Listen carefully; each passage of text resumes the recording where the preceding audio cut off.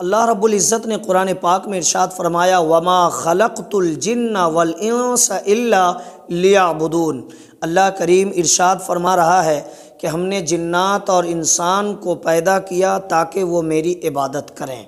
لفظی ترجمہ کے اوپر جائیں گے تو پتہ چلے گا کہ ہم نے جنات اور انسان کو، جن اور انسان کو پیدا نہیں کیا مگر اس لیے کہ وہ میری عبادت کریں۔ اللہ کریم نے دنیا میں انسانوں کو بھیجا مگر اس کے ساتھ بہت ساری ضروریات کو بھی رکھا ہے۔ جیسے کہ ایک نارمل انسان اپنے گھر میں رہتا ہے تو اب اس کے پاس کام کاج ہیں، بیوی ہیں، بال بچے ہیں، ماں باپ ہیں، علاج و معالجہ ہے، خرچ ہے، کھانا پینا، اور اسی میں سبزی روٹی کا انتظام بھی کرنا، مزدوری بھی کرنا، دکان بھی چلانا، جاب بھی کرنا، یہ سارے معاملات ہوتے ہیں۔ تو اب انسان جو ہی دنیا میں آیا تو اپنی ضرورتوں سے بندھا ہوا ہوتا ہے۔ جب وہ بچپنے کے عالم میں ہوتا ہے تو پڑھائی لکھائی کا مسئلہ ہوتا ہے، اور جب اس سے بڑا ہو جاتا ہے تو پھر کام کاج یا جاب یا نوکری کی ٹینشن ان کے پاس ہوتی ہے، اور یہ ساری پرابلمز ان کے پاس کھڑی ہو جاتی ہیں۔ اور جب اس سے بھی زیادہ بڑا ہوتا ہے تو شادی بیاہ ہو جانے کے بعد اس کی بیوی ہے، اس کے بال بچے ہیں، اس کی اولاد ہیں، ان کی پڑھائی لکھائی کا خرچہ ہے، علاج و معالجہ ہے، لباس پوشاک ہے، اور گھر کے سارے اخراجات ان کی نگاہوں کے سامنے ہوتے ہیں۔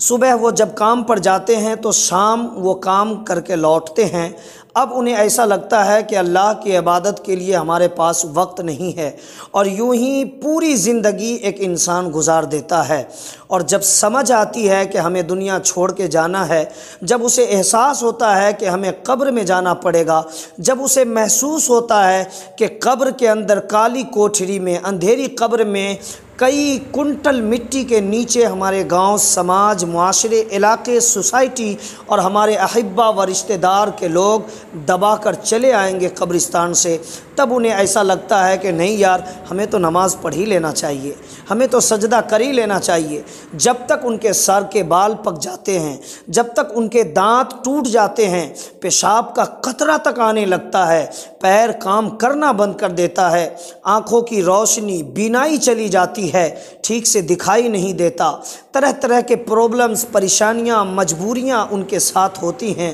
اور وہ نماز پڑھنے سے قاصر ہو جاتا ہے، اور یہی اس کی بولی ہوتی ہے کہ ہم نماز نہیں پڑھ پائیں گے۔ ذرا توجہ کرنا کہ چند دن کے لیے دنیا میں آئے ہو، عمر دراز مانگ کر لائے تھے 4 دن، 2 آرزو میں کٹ گئے، 2 انتظار میں۔ تمہیں کیا لگتا ہے کہ تم دنیا چھوڑ کے نہیں جاؤ گے؟ اللہ رب العزت رزق کا مالک ہے۔ مصطفیٰ کی محبت اگر آپ کے دل میں ہے، پیغمبر نے ارشاد فرمایا انما انا قاسم واللہ یعطی۔ اللہ رب العزت رزق دینے والا ہے، لیکن اس کے تقسیم کرنے والے مدینے کے تاجدار صلی اللہ تعالی علیہ وسلم ہیں۔ اپنا عقیدہ تو مضبوط کریں۔ کیا کام کاج کرتے ہوئے، کیا دکان چلاتے ہوئے، کیا نوکری اور ڈیوٹی کرتے ہوئے، کیا مزدوری کرتے ہوئے ہم نماز نہیں پڑھ سکتے؟ جبکہ پیغمبر کا فرمان عالی شان ہے کہ جب تمہارے بچے 7 سال کے ہو جائیں تو انہیں مسجد کی طرف روانہ کرو، نماز پڑھنے کے لیے لے جاؤ، اور جب 10 سال کے ہو جائیں،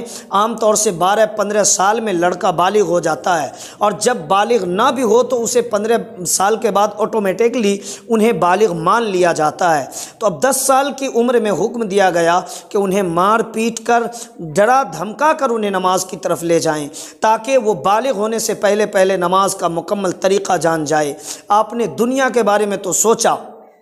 لیکن نماز کے بارے میں نہیں سوچا، کلمہ کے بارے میں نہیں سوچا، دین کے بارے میں نہیں سوچا، شریعت کے بارے میں نہیں سوچا۔ قبر کا ڈر نہیں ہے اور حشر کا خوف نہیں ہے، اللہ ناراض ہو جائے گا، اللہ کے غضب کے ہم مستحق و حقدار ہو جائیں گے، اس چیز کا آپ کو احساس نہیں ہے۔ کیا ہی اچھا ہوتا کہ یہ احساس ہو جاتا۔ یہ تھوڑے دن کی زندگی ہے، مختصر سی زندگی ملی آپ کو، اور آپ نے اس زندگی کے چکر میں اس دنیا کو خرید لیا، دیا اس زندگی کو بنانے کے لیے اور آخرت کو فروخت کر دیا، بیچ ڈالا۔ آخرت میں جب تم جاؤ گے تمہارا کیا جواب ہوگا؟ قبر میں جاؤ گے اللہ کا عذاب آ جائے گا، اس وقت کون بچانے والا ہوگا؟ ابھی تمہیں لگتا ہے کہ ہماری بیوی ہیں، ابھی تمہیں لگتا ہے کہ ہمارے بچے ہیں، ابھی تمہیں لگتا ہے کہ ہمارا بہت سارا کام کاج ہے، ڈیوٹی نہیں جائیں گے تو گھر نہ چلے گا، کام نہ کریں گے تو سنسار اٹینڈ نہ ہو پائے گا، مزدوری نہ کریں گے تو کھانے پینے کا انتظام نہیں ہو پائے گا،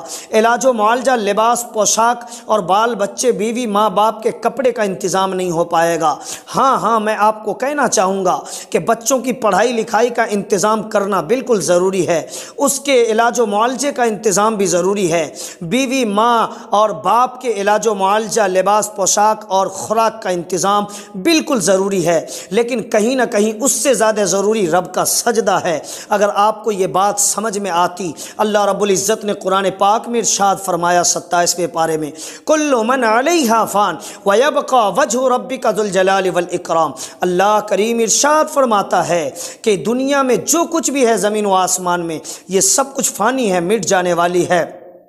پھر تمہیں ایسا کیوں لگا کہ اپنے بچوں کی پڑھائی امپورٹنٹ ہے، اپنے گھر کے لیے کپڑے کا انتظام امپورٹنٹ ہے، گھر بنانا امپورٹنٹ ہے، بلڈنگ، مکان، عمارت، محل، کوٹھا، ٹائلز، ماربل، اے سی، کولر، فریج، یہ سب امپورٹنٹ ہے، گاڑی، زمین، دکان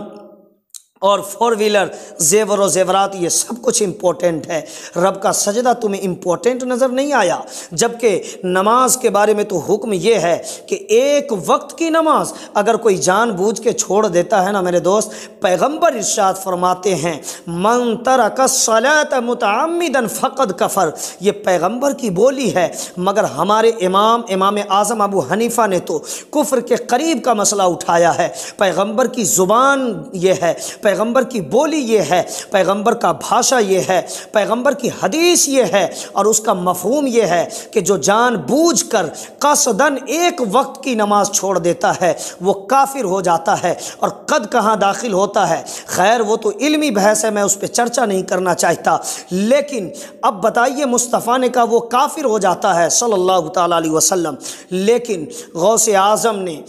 اعظم کا وہی مسلک تھا جو حدیث کے اعتبار سے جس طرح کے لوگ اس زمانے میں اس مسلک پہ چلنے والے تھے، لیکن ہمارے امام اعظم ابو حنیفہ نے تو کفر کے قریب کا مسئلہ لیا۔ بہرکیف ایک وقت کی نماز اگر کوئی چھوڑتا ہے، اللہ کریم نے اپنے محبوب کو دنیا میں بھیجا، ان سے پہلے بہت سارے پیغمبروں کو دنیا میں مبعوث فرمایا، ان گنت، بے شمار، نو کاؤنٹنگ، یعنی کہ کوئی گنتی موجود نہیں ہے، کسی کتاب میں گنایا نہیں گیا، بتایا نہیں گیا کہ کتنے پیغمبر تشریف لائے۔ سارے پیغمبران اعظام، رسولان اعظام نے اپنے اپنے اعتبار سے دین کا ایڈورٹائز کیا، مذہب کا پرچار کیا، شریعت کی نشر و اشاعت کی، جس زمانے میں جس پیغمبر کی جو شریعت رہی اپنی اپنی شریعت کا پرچار ہوا۔ جب محمد الرسول اللہ صلی اللہ تعالیٰ علیہ وسلم تشریف لائے، وہ پیغمبر آخری پیغمبر، ان کے بعد کوئی پیغمبر نہیں آنے والا، ان کا دین، ان کی شریعت آخری شریعت،